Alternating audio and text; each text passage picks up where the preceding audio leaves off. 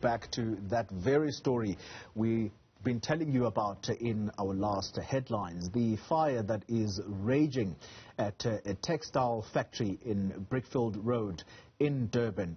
And we speak now to our colleague Karinda Jagmohan, who is in Durban. Karinda, you are placed on a better view. I assume you are on one of the buildings, and you have a much clearer view of this raging fire. Does that give you a sense of just the mammoth task that the firefighters are faced with? Exactly. You can have a look for yourself, the task that firefighters are faced with. You can see a number of them on a crane from a fire truck attempting to douse these flames, billowing from these buildings since 8 o'clock this morning, we understand. And as we stand here, we're on the second neighboring building from the building that caught flames. We're on the roof of that building. My colleague Pilani Zuma, who's showing you these visuals. We've come up here and you can see where the bulk of the fire actually started, and part of the building, or the iron of the building, is actually caving in, almost melting. And from where we are standing, we can feel the intense heat. Some of the people on the ground tell us that a lot of these factories actually store incense, and we're getting that incense smell as well standing here. But we also want to show you how even some residents are trying their own efforts to douse flames. Pilani can actually show you that. Their concern now is that the building, that the neighboring building, or the building behind this one, is going to catch alight, and already you can see those flames almost licking the walls of that building. One man trying his best with that hosepipe he has to douse whatever he can. This black smoke is visible from most parts of Durban, from around the N2 and M4 major roadways.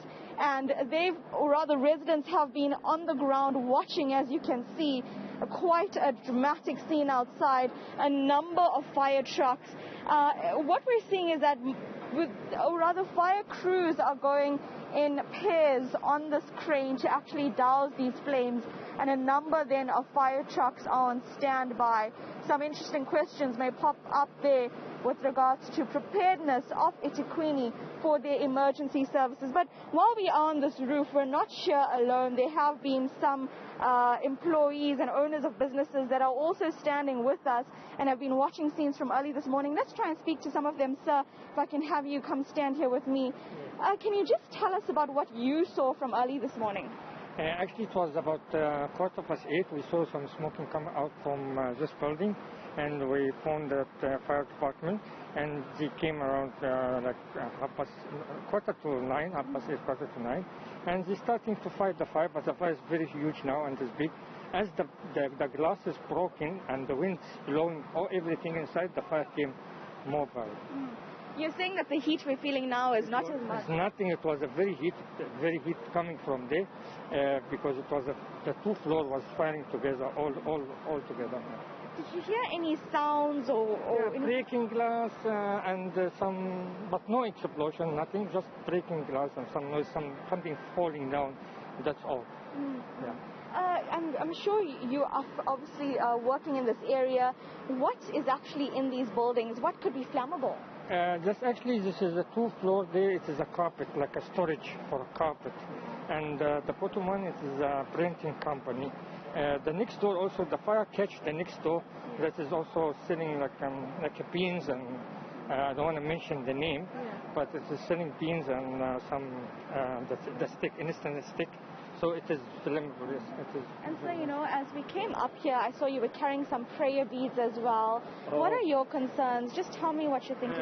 I'm a Muslim. I'm just using this tasbih just to remember Allah all the time, remember God all the time. Are you worried right now? What are your worries now? No, nothing. Alhamdulillah, no worries. Absolutely. Thank you so much for speaking to us. He's one of the people that have been watching the scenes unfold. Pelani, you can see the flames almost just rising actually to the next building, the topmost part of the next building, well alight as well. The smoke is blocking, but where I'm standing, I can see just flames inside the uppermost part of that second building. So now the major concern is the safety, of course, of the third building that's behind this one.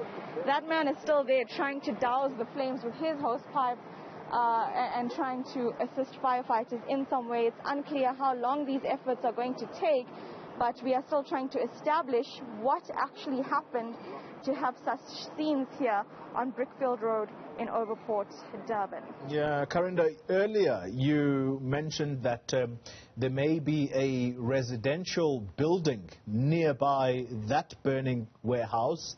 Are you able to confirm whether indeed there are residential flats that are standing in and among the burning warehouse? Yes, in fact, there are two residential flats. The one we're not going to be able to see from our end. It's actually behind this building you're seeing on your camera now.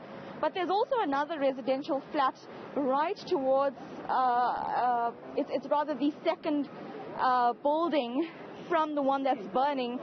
It's the grey building there. We did see some people inside that building, and it's unclear whether they have been evacuated, but it seems like they are remaining safe from the worst of it now. But the cause for concern is that the residential building that's actually just behind the plumes of black smoke you're seeing, you'll see some parts of it, I hope that you can see on our cameras, is whether or not people have been evacuated there. The local council on the ground told us that those operations are underway because there are fears, of course, of smoke inhalation for those around the area until these firefighters and the crew here can actually get control of the situation. Yeah, it must be a very worrying situation, Karinda, for particularly people who are residents who live nearby. I know it's going to be difficult to answer the next question I want to pose to you, but looking at the burning warehouse, are you able to determine the structural integrity of that building, just how old that building is? Does it look old? And if that's the case, then might that be a serious worry for city authorities about just that building if and when this fire is finally put out? What will be the next step? Will it be to try and refurbish it because it obviously would have been burned down by the fire, or will they have to actually just smash it to the ground? Well, at this stage, I cannot comment entirely on the structural integrity of this building, but just looking at it from afar, the building itself is quite worn down, and you can tell from some of the paint as well as the bricks that have been weathered down. In fact, most of the buildings on this road have been here for quite some time. This is actually quite an older development, this area, Overport. This specific area actually was developed pre the apartheid era, or rather pre the democratic dispensation. During the Group Areas Act, this specific area was one of those areas. So a lot of these buildings are quite old. But then, of course, because of developments, there has been infrastructure coming up. But this is one of those older buildings, actually. And just looking at the way much of the iron structures and the metal structures are caving in, you can tell that it has been worn down over some time. There's actually firefighters that have now entered the building and are trying their best to douse the flames, approaching the massive fire that's actually much within the building. There's that firefighter there as he tries to slowly approach this. He seems alone at this point. I can't see whether any of his colleagues are joining him. I think some are slowly making their way into the building. There you go. He's begun to try and control the core part of the fire. But the concern here for him, if you can have a look above him, is that that building is also well alight. In fact, just above him I can see flames. And so a concern is what is going to happen to this building at this point. I'm hearing as well more sirens coming through. I'm unclear if this is fire trucks or emergency personnel, but we can hear this road, of course, is getting much busier as firefighters now are trying to get to the core of this. With regards to the future of this building, I do not believe that it would be able to undergo just simple renovations following what we are seeing here. It seems like the owners of the building, the businesses as well within this building, will have a lot to work on. They have a lot to take back to their table following this disaster to their personal businesses. This firefighter, like you can see, he's trying now to get to the innermost part of this, or the core of the flames that we are seeing. Smoke inhalation is a major cause for concern at this point. Even where we are standing, we can actually smell the smoke fueled with incense, as one of the employees here said. Many of these buildings, some of these floors actually were storage for incense, and that's what we're smelling here as well on Brickfield Road. Well, Karinda Jagmohan, I can tell you, you actually did your best to answer that difficult question. I can tell you as well that it was simply a matter of curiosity about just the state of that building, and you've really given us some close shots of the building to prove that it is a building that is quite old. It does look, the areas at least that have not been affected by the fire. But perhaps another interesting element about this, Karinda Jagmohan, is the firefighters and the kind of situations that they sometimes find themselves in. I'm shocked to see that they actually are brave enough to enter the building, because the one floor where he is at is trying to extinguish the blaze. Right above him, the fire is still raging. Surely that must be very hazardous, and I guess it proves to us the kind of work that they get involved in. And I don't know if you'll remember what happened in Johannesburg, Karinda, not so long ago. I think it was the Bank of Lisbon building where, sadly, some of the firefighters lost their lives while trying to extinguish the blaze, and they had actually walked inside the building. And I can't help but remember or cast my mind back to that particular situation, because at the time the firefighters were not properly equipped, and that became a massive outcry. I'm just wondering whether you have had time to perhaps have a word or two with some of the firefighters as they try to battle this blaze. I see they're also wearing cylinders on their backs, which gives them the oxygen and they're able to breathe. But it's very dangerous work they've involved in. Absolutely. Pilani Zuma is showing you the 3 firefighters that are now in the building, like you're saying, wearing oxygen cylinders that they were prepping from this morning. Pilani, let's also show the viewers the preparation on the ground. If you can have a look here, you'll see the number of firefighters that are on standby. So they are prepping their material on the pavement there. This road has been cordoned off, and they're waiting then to take their turns to actually go inside the building or go onto the crane, where I can see 2 firefighters as well on that crane that is trying to douse flames in one of the building. More firefighters going in with oxygen cylinders. You know, as we're walking through the area that you are seeing now, many of them, you know, it seemed like just a regular day at work, prepping, methodically getting their instruments, laying it down, getting their oxygen cylinders, prepping the mass hose pipes that you are actually seeing going into the building. It just seemed almost methodical for them.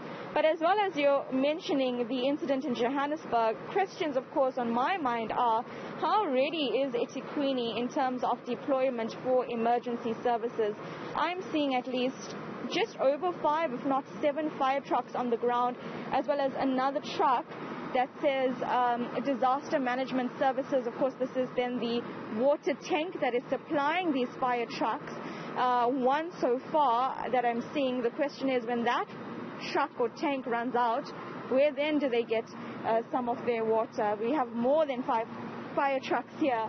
And then just on the ground, you can see a number of medical services as well. Again, fortunately, no one has been injured as far as we know. We understand that people have been evacuated from the building before the worst part of the fire began, that someone here was saying, you know, the heat that we are feeling now is actually much worse early this morning.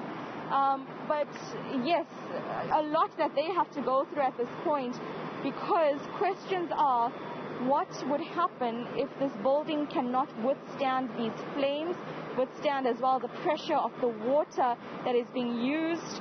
Slowly but surely, these 3 firefighters are on the second building, but then again, just above them, flames as well. And I'm just looking at how black these walls are. I can't give you an exact idea of the structural integrity, but one can imagine the cause for concern of both smoke inhalation and then whether or not this building can withstand the flames and the damage to it, because these firefighters are on that second floor, and the cause for concern is that building above them is on fire. Some more residents on another building, another gentleman trying his best with his hose pipe to douse flames. I cannot tell you when this will be put out, because following this, these firefighters are going to have to try and actually attend to the flames on the topmost level here. It seems at this point as well, there, Pilani, I can see that the flames are even on the uppermost part of the next building. So they have a lot of work to do. Even the black smoke, the kind of coming out of the windows as well. They have a lot of work to do here. Doing a fantastic job there, showing us the exact situation. The fire that has engulfed that particular building, it is a factory, we understand, that produces textile. As to what exactly, Karinda Jagmohan has been talking about incense, for example, that they can smell coming from that building as a result of the fire. And you also are seeing the firefighters themselves, the kind of work that is ahead of them, just the brevity of them being inside that burning building, given the recent scenes that we have seen in the country. We can only pray that they are safe. Karinda Jagmohan, please make sure that you are safe as well, along with Pilane. You are doing fantastic work there, bringing us the live visuals of that burning building. Hopefully, at some point, the firefighters are going to extinguish that blaze. Up next...